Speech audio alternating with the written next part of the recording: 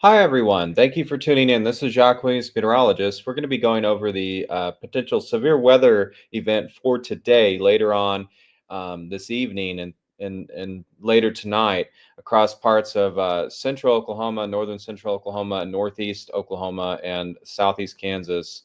We're going to be going over the potential.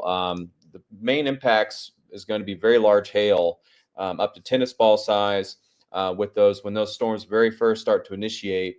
And then we're going to be looking at the potential for some strong tornadoes as well. Unfortunately, we'll be looking at some potential the threat for some strong tornadoes, as well as damaging winds up to about 75 miles per hour. So right now, what you're looking at, we're looking at the updraft helicity. This is the HRRR forecast model, and what this is it shows the potential rotation on each storm, um, and and it's showing some across parts of Oklahoma. It's going to start at around about 7 o'clock, 6, 7 o'clock, and it may even start a little earlier than that. So showing some pretty strong rotational tracks here. Um, this would be just near the Perry, Oklahoma, Shawnee, not Shawnee, but um, Perry, Oklahoma, and uh, just to the west and north of the Tulsa metro area. And as we go through the evening, it's showing that there's going to be two potential 2 to 3 cells, one a weaker storm across parts of southeast Kansas, and then we have the main dominant one here across parts of Oklahoma, and then we have another one going through the potential case Oklahoma metro area there, Oklahoma City, and forecast models have been pretty consistent with this. Run to run through the HRRR has been pretty consistent with this, and I do think that the potential for some strong tornadoes tonight is definitely there. Matter of fact, the this is the fixed layer 10 meter. This is the basically what it shows is the uh, ingredients for tornadoes, and it's you can see where that's the white right there is that's where storm activity is. But these purples here, these brighter colors, that's indicating that the environment is very rich to produce tornadoes, and that's what we're seeing, and that will continue on into the overnight hours, and and it's maxed out in some areas here. One of the other things we're going to go ahead and look at is the supercell composite. Basically, all the ingredients that we need are there.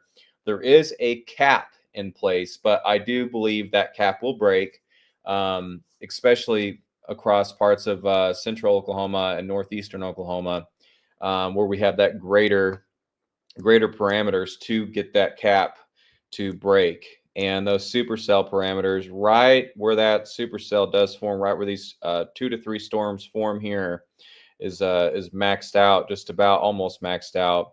And then as we progress through the night, wow, it just continues to increase. But we do have that cap in place, so we definitely have to keep an eye on this.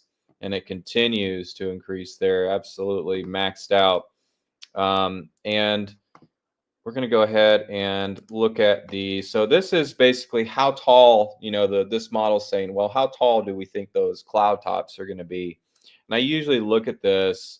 Um, I use this in usually to kind of gauge hail and whatnot. And wow, these are going to be some really tall supercells, potentially up to 50,000 feet, about 40 to 50,000 feet. And that is really tall. And that's what I'm saying, when that if the cap can break, and I do believe it will, the potential for some strong tornadoes tonight is definitely there. And it's gonna be an interesting night, definitely, if you're in parts of OKC and just in the Tulsa area and points north and west and southwest of Tulsa. Definitely be on the guard and have a way to receive warnings, because tonight could be potentially very active. And then also, one of the things that I've noticed is you can see that these storms tend to weaken, right, as they push off to the east northeast. And that is because there is a cap in place. And the thermodynamics as you go further east are not quite um, sufficient. So I do think as these storms move off to the east, northeast, northeast out of Oklahoma, they will undergo a weakening trend. There's some of the earlier forecast models were saying no, it's not. But I do think that these will undergo some weakening, a weakening trend as they progress off to the east northeast for southwestern Missouri and southeast Kansas and northwestern Arkansas. I do think that these will tend to weaken with time as these move off to the east. So one of the things we're going to go and look at here is this is the CAPE. This is the instability in the atmosphere, and it's pretty significant. Pretty significant CAPE values. The CAPE values tend to increase with time, and that is also because the next system we have for Wednesday for very large area. We're going to be talking about that later. We'll be talking about that later tomorrow morning. That one is going to be a potential tornado outbreak. We'll be talking more about that later. But one of the other things we're going to go ahead and look at here is the surface heating. And as we progress, see where we have that dry line set up here across parts of Oklahoma. And you can see where you have the dry line right through here, and where those storms are firing up. If you look at the temperature profiles, 70, 75, 73, and then as you progress off to the east and north, we're in parts of southeast Kansas, we're looking at 65, southwest Missouri 72. If we can get these thermodynamics up just a little bit here, if we can get these temperatures up just a bit, then the storms, across Oklahoma as they move off towards the northeast, east, they'll have a little bit better chance of staying more organized and a little bit of less chance of weakening if we can get these surface temps up here.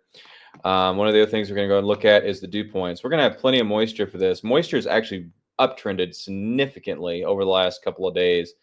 And this moisture quality here, as you can see, also lacking moisture, across southwest Missouri, not as sufficient enough. But if we can get the moisture values up, dew point values up just a little bit more in southwest Missouri and southeast Kansas, then those storms will have less of a chance of weakening.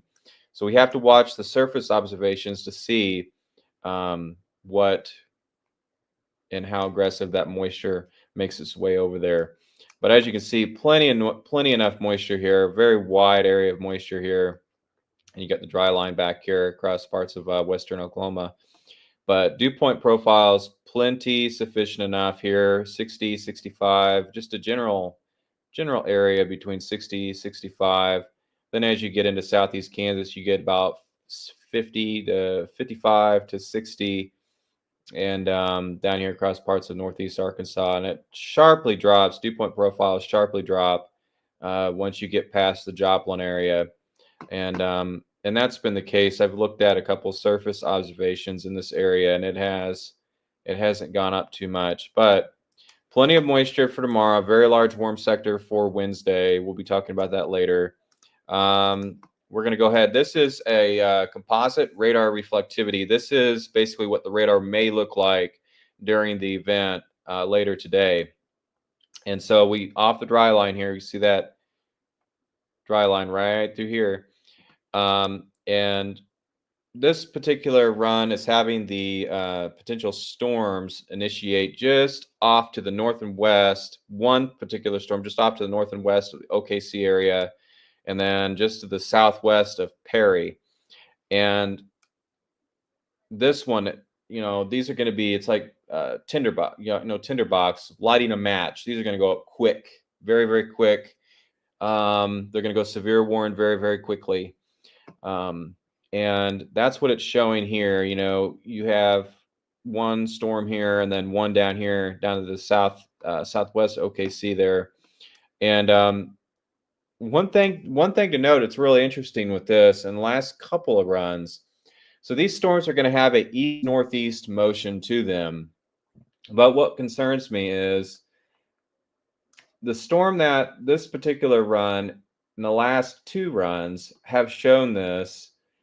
These are going to have east northeast component to them, but this in the last couple of runs actually shows the storm near the Perry area and the west of the Tulsa area start to turn right. And forecast models don't usually pick up on that. So it's very interesting, and that's definitely a noteworthy feature to pay attention to going forward throughout the day-to-day. And then when storms start to actually form and initialize, it's going to be interesting to see if that verifies. And if that does verify, then that means that that could potentially mean that, well, that storm is definitely going to be rotating, and there may be a couple strong tornadoes tonight. And we have a right turner there. That's kind of a good indication that could get pretty interesting tonight. So, and then as we progress with more time here. You can see this run has it just north of the Tulsa area, and then you have a storm just to the southwest of Tulsa there. And then as we progress off, you can see them weakening, right? You can see that weakening trend like I was talking about.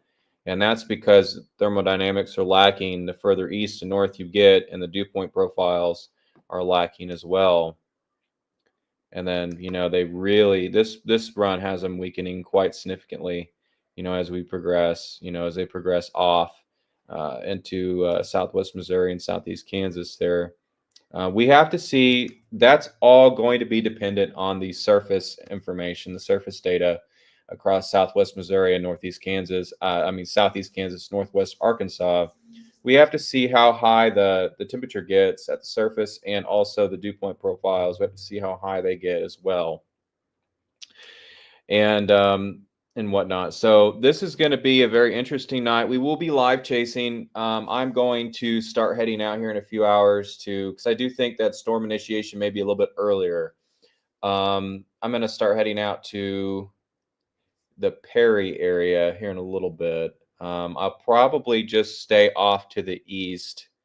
I'll probably stay to the east by about 30 minutes, 40 minutes off to the east of Perry, because of the potential for some right turners after these get going. So I gotta stay with the road network and everything there, and keep an eye on these as well, because we're going to try to intercept a couple of tornadoes tonight, hopefully. And hopefully, people are paying attention to this forecast, because there's not going to be a whole lot of storms. You only need one or two storms to go off in this environment, and you're going to have some problems. And that's what's, I'm sure that's what's going to catch some people off guard. Oh, one or two storms, not a big deal. Well, in this environment, one or two storms in this environment, you're not going to have a whole bunch of storms competing for, energy and, available parameters to work with. You're going to have 1 to 3 storms potentially that have all the ingredients there and all the fuel to be used for the purpose. So, like I said, this is an event that could be impactful to some people if we get some tornadoes tonight. So keep that in mind. We'll be live chasing later on this evening, so stay tuned for that. Thank you guys for tuning in. I appreciate it. If you have comments, post them down below once this is posted, and I'll do my best to respond.